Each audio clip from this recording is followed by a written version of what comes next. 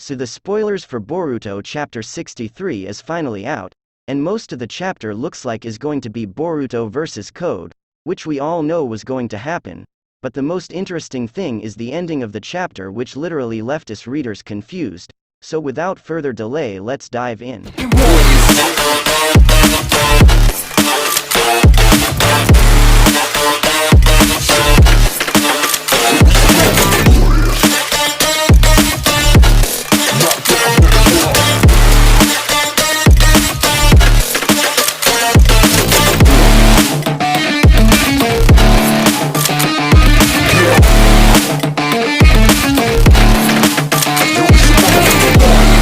Okay, so in the color cover this time we have Boruto unleashing a Rasengan with normal karma activated.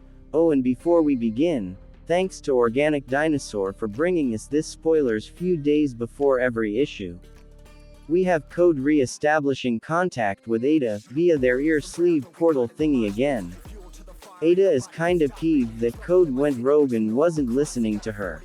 Sleepy Demon all through this chapter says and does nothing. Code and Ada try to guess how Boruto found Kawaki without trailing his chakra. Ada is jealous that Boruto and Kawaki have a special bond with each other.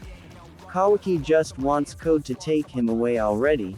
Boruto obviously doesn't want Kawaki to go with Code. Boruto wants to hold back Code at least long enough for Naruto and adults to arrive. Kawaki reiterates that he wants to give up his own life to protect the Hokage. He figures out that there's someone that Code must be taking orders from. He would rather negotiate with that person, since Code is not being receptive. Ada's heart literally goes doki doki because Kawaki willingly wants to meet her. Ada starts blushing profusely and starts sweating. Boruto sucker punches Kawaki in the face for overcomplicating this situation. Boruto declares that he will be the one to protect him. Ada is very moved by Boruto's impassioned speech to Kawaki, a wavering heart. Code admits to Boruto that he's conflicted about sacrificing Boruto to the Jubi. Code says that he reveres Boruto as an Otsutsuki, which makes his mission cruel. Code wants to play with Boruto for a bit to see the quality of the sacrifice. Kawaki knows that Boruto is no match for Code, and wants him to run away. Naruto, Nishi, and Ino still can't locate Kawaki, plus they finally realize that Boruto is gone. Oh, and before we get into it again, have you subscribed to my channel yet? If not, please hit the subscribe button and turn the notifications on, to get the latest updates. Scene switches right back to Boruto, who is engaging in taijutsu with Code. Boruto tried to kick Code in the head, but Code just raises a transformed left arm and casually blocks it. Boruto then starts forming a Rasengan and closing in on Code's torso. Code doesn't react much at all. Rasengan still in hand, Boruto takes a swing at Code. However, Code has suddenly disappeared. He slipped into a section of a studded, black belt that was placed already on the ground. Boruto, thinking to himself, so that's an example of his ability. He can move from claw mark to claw mark. Code starts to emerge from one of the black, studded belts that was positioned across from him, on a tree trunk nearby. Kawaki. Boruto, behind you. Code fully emerges with his right claw ready to strike. He lands a swipe on Boruto, which sends him flying off. In midair, Boruto manages to reorient himself. He flings some shuriken at Code. Code readies both of his arms out to counter, but Boruto has actually thrown them a bit past Code. As Boruto crashes into the ground, another Boruto seemingly pops up right behind Code. Code is rather surprised that Boruto had disguised himself as one of the shuriken. The Boruto in the air from behind Code now uses Raiden, Jinraisen. Boruto struck it into the ground. Kawaki steadies himself from the blast. However, he did not hit Code at all. As the smoke clears, only 3 claw marks remain where he once stood. Boruto. Damn it, it's those claw mark things again. Where did he freaking go? The airborne Boruto then poofs away.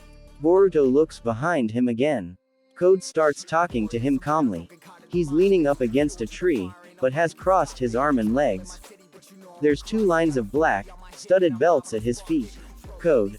I see. So you prepared Cage Bunshin that had already been transformed into shuriken. How intriguing. You're making me get excited to battle a ninja. However, Code them gives a cold glare straight back at Boruto. He activates his white variant karma. Code, it doesn't seem like you know how to use asterisk karma, Boruto thinking to himself. A white karma. Code starts walking towards Boruto. Boruto tries to engage him with a punch. However, Code elbows him in beneath his jaw before he can even make contact. Boruto gets sent flying backwards. Boruto. AR. Goo. Kawaki thinking to himself, he's fast. And that was a hard, solid hit. Code is nonchalantly walking up to Boruto, who's laying on the ground and trying to get back up. Boruto reaches back into his pouch and tries to throw more shuriken at Code again. Boruto misses. Code coldly kicks Boruto in the torso, which sends him flying backwards even further than before. Boruto lands face down on the ground. Kawaki thinking to himself, gah. Seriously, you're no match for him. Wasn't that obvious already? Kawaki watches on as Boruto is struggling to get back up. Code approaches Boruto once again. Code. Do you know why you suddenly get stronger when you activate karma? Your power and speed increases because it improves your physical abilities. That's just one of its main attributes, of course. But honestly, that alone won't lead to a dramatic improvement in your combat capabilities. It's also due to something else. The pith of karma, Kawaki, the pith of karma. Pith can also mean soul, spirit, essence, core, heart, etc. There are a lot of fitting ways it could be translated. Code. That's what has been accumulated by existing for such a long time. The combat experience of the Otsutsuki. Karma adds that experience onto yourself, as is. That's why you become stronger. In other words, you'll instantly become a seasoned veteran and a fearless fighter. If you can properly and precisely draw out the power of the karma, that is. Code winds up his leg so that he just raises it back to knee height.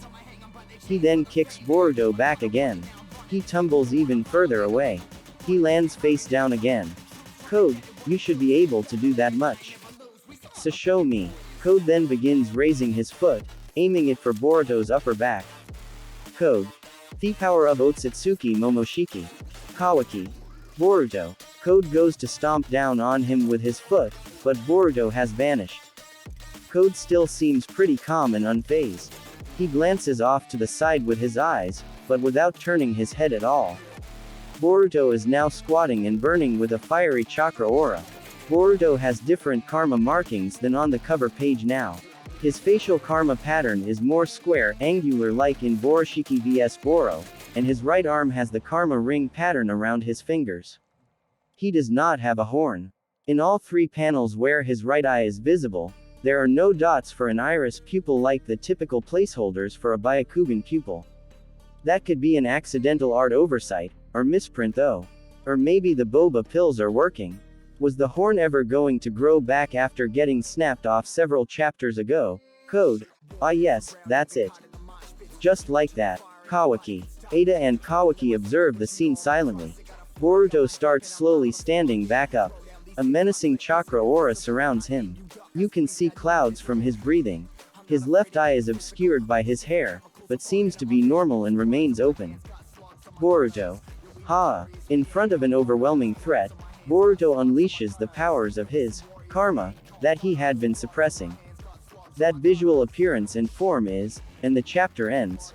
So the ending leaves us readers confused of what's happening. Is Boruto conscious or has Momoshiki taken over him again?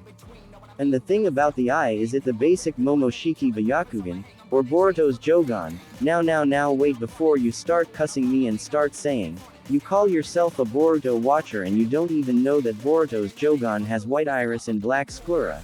Yay, I know that. The reason behind me saying this is, if you go back to chapter 1, in the beginning when Boruto awakened his Jougan while fighting Kawaki, the Jougan was totally white like a Byakugan, which might have been a misprint, because in the anime the Jougan is clearly shown, with white iris and black sclera, so yes, the same thing might have happened here as well. Or maybe Boruto managed to suppress Momoshiki, with the help of Amato's pills, and it actually is the Byakugan, and the more reason for me believing it is, whenever Borushiki appeared he had a horn, but now he doesn't. But again, it might be Borushiki again and the horn isn't there is because Boruto broke it a few chapters ago, and it might be possible that it didn't grew back. So let me know in the comments down below, what are your feelings about this chapter? Do you think it's Borushiki or Boruto who is now able to suppress Momoshiki because of those pills? And that's it for the video, and see y'all until next time. I ain't never sleep, staying ready, keep an eye out for the fakes, for the snakes, load a clip and I'ma pull it, something shakes.